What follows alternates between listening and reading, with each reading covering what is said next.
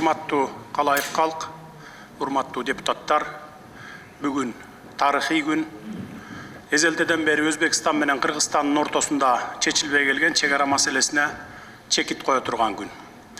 Ошондуктан бүгүнкү ратификация маселесине мен дагы катышып, ушул тарыхый жооптуу учурда башымды катып олтуруп албастан өз пикиримди билдирип кетейин деп келдим. 2 мүнөт убакыт сурадым, убакыт бергениңиздерге рахмат. Мен дагы Камчыбек Кыдыршаевди кичине толуктап кетейин. Себеби менин толуктоом алдыда сиздер бере турган суроолорго жооп катары болуп, суроолор азаят го деген үмүттөмүн. Чек ара маселеси кандай чечилип жатканын баяндамачы Камчыбек Кыдыршаев толугу менен түшүндүрүп айтып берди.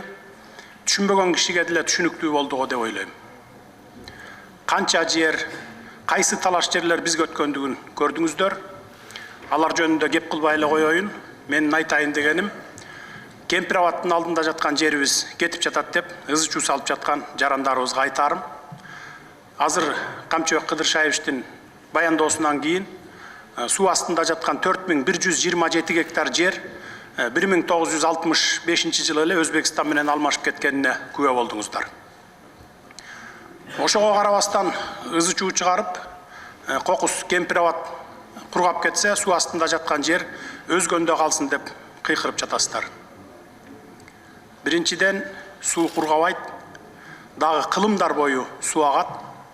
Адам атадан бери адам баласынын жашоосу уланып келе жатат, кыямат кайымга чейин улана берет. Суу кургап кетсе, суусуз жашоо жок. Адам баласынын жашоосу да токтойт. Экинчиден, макул, суу түгөнүп, суу сактагыч кургап кетти дейли. Ордуна тең-метең башка жерден берип, ошол замат алмашып алсак болот. Айланайын деп алмашат. Анткени аларга суудан бошогон таш, кум баскан сайдын кереги жок. Ал жерге же пактай албайсың, же шалыдай албайсың. Үчүнчүдөн, кыйкыргычтар айтат, бүгүнкү келишимге киргизип, Өзбекстанга башка участоктон жер берип, суунун алдында жаткан жерди алып бергиле дешет. Өзбек туугандардын башы жакшы иштейт. Ошол үчүн бизден 30-40 жыл алдыга кетишти. Биз болсо дагы деле кыйкырыктан башыбыз чыкпай жүрөбүз. Самолет, тик учакты айтпай эле коеюн, биз 30 жыл ичинде ширеңке чыгарган фабрика салбаппыз. Бүгүн ушундай алмашуу кылалы, силерге чек аралаш жерден 4000 гектар айдоо жерди берели, суу кургап кетсе, суунун алдында жаткан жер өзгөнгө калсын десек, айланайын деп макул болушат. Анткени суу 100 жыл, 200 жыл керек болсо дагы бир нече кылымдар бою жатарын билишет алар. Ага чейин бул жерди колдоно берели деп дароо макул болушат. Ошол үчүн шашпай тургула, урматтуу өзгөндүк туугандар. Ошол суу астында жаткан жер керек болсо 1 жылдан кийинби жерди, 10 жылдан кийинби же 100 жылдан кийинби алмашып алабыз. Ага чейин өзүбүз иштетип туралы. Азыр бүгүнкү келишим менен бекитип, чек араларыбызга чекитти коюп алалы. Бир эле өзгөн менен маселе чечилип жаткан жок. Бүтүндөй Кыргызстан боюнча 1,5 миң километрге жакын чек ара маселеси чечилип, чекит коюлуп атат. Ал эми, урматтуу депутаттар, сиздерге кайрыларым, ушундай мамлекеттин тагдырын чечүүчү маселеге келгенде жоопкерчиликтүү мамиле кылсаңыздар. Албетте, баарыңарды айткандан алысмын, бирок бирин-экин депутаттар добуш бербейм, өкмөт менин суранычымды аткарбай жатат, суранган кадрларымды кызматка албай жатат деген сөздөрдү айтып жаткандар бар. Эгер мен же министрлер кабинети жеке маселебиз менен келсек, мейли колдобой эле койгула. Бул маселе мамлекеттин түбөлүк бүтүндүгү, коопсуздук үчүн кабыл алынып жаткан мамлекеттик маселе. Бул маселеге жеке таарыныч менен мамиле кылган туура эмес, урматтуу депутаттар. Бул маселеге башыңды оорутпай, кийинкиге жылдырып салбайсыңбы деген дагы коллегаңыздар болду. Жок, андай болбойт. Бүгүн чечпесек, кийин мындай ийгиликтүү келишимге жетиш биз үчүн өтө оорго турат. Мындай ийгиликтүү жеңишке жете албай калышыбыз мүмкүн. Күндөн күнгө, жылдан жылга кошуна элдердин саны өсүп жатат. Муну баарыңыздар көрүп турасыздар. Жерлер тарып баратат. Кийин чечебиз деп калтырып койсок, ошол мезгилде 19 000 гектар жер эмес, 1 сотық жер үчүн кан төгүлөт.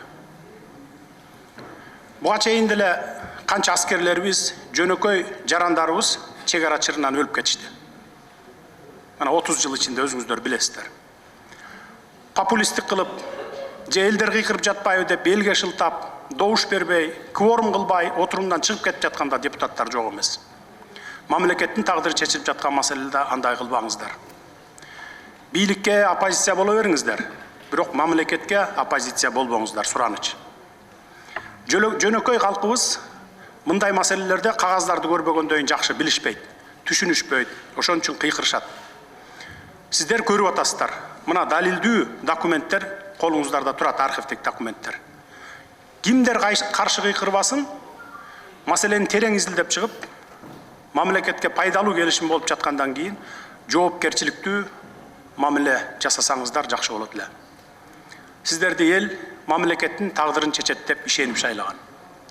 Анан ушул тагдыр чече турган маселеде мен ооруп жатам, же командировкага кетип калайын деп кетип калганыңар туура эмес. Бул эл ишенимине жоопкерсиздик мамиле, урматтуу депутаттар. Эч коркпоңуздар. Биз туура жол менен кетип бара жатабыз. Жер берип жаткан жокпуз. Тескерисинче мурдагылар берип жиберген жерлерибизди кайтарып алып жатабыз. Фактылар менен, тарыхый, архивдик документтер менен Камчыбек Кыдыршаевич далилдеп берди. Дагы кандай далилдер керек бизге? Биз бүгүн эң туура кадам жасап, туура чечим кабыл алып жатабыз. Буга тарых баасын берет. Мына могу кагаздардай болуп, бардык документтер архивде калат. Ошондуктан бүгүнкү убактылуу жеке кызыкчылыктарды четке кагып, каршы чыгып жаткан саясатчыларга кошулуп алып, ушуну колдоп коеюн, досум болот эле деп чолок акылдык кылбастан түбөлүктүү Кыргызстанды ойлойлу. Ошол үчүн бул маселеге жоопкерчиликтүү мамиле менен добуш беришиңиздерди суранам, урматтуу депутаттар. Рахмат.